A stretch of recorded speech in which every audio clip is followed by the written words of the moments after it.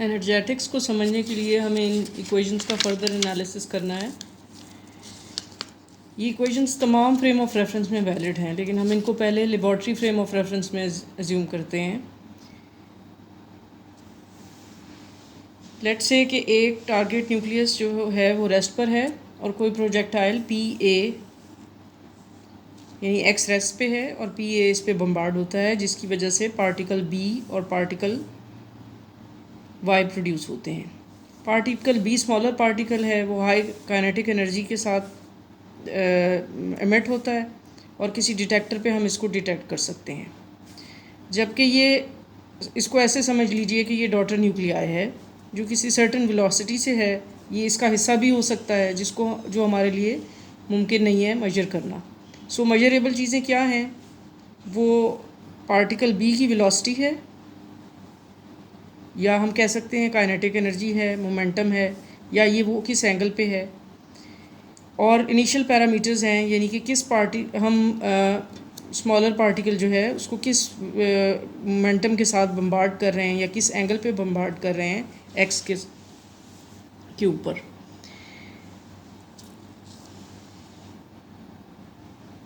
तो जैसा कि law of conservation of energy hold करता है इन रिएक्शंस के लिए, law of conservation of momentum भी होल्ड करता है, which means sum of the momentums of the initial particles should be equal to the sum of momentums of the final particles. अब चूँकि directions भी कंजर्व होती हैं, तो और अगर हम दो परपेंडिकुलर डायरेक्शंस ले लें, इसको मैं कहूँ कि ये एक्स डायरेक्शन है, ये वाई डायरेक्शन है, ये एक्स डायरेक्शन है, ये वाई डायरेक्शन है।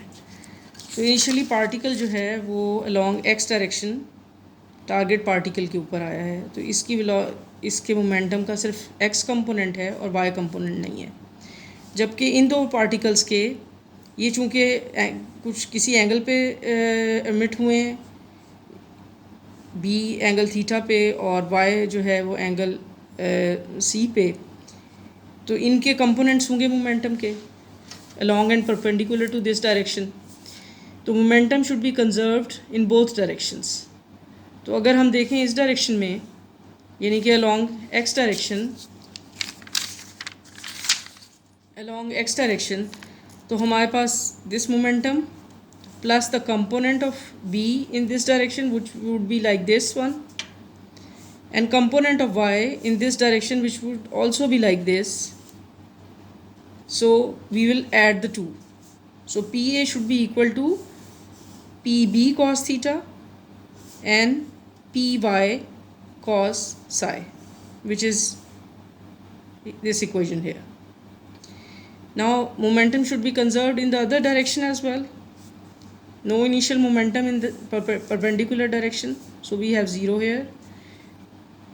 Now the momentum of particle B in y direction would be upwards, so that would be PB sin theta, which you see here. Now for the second particle,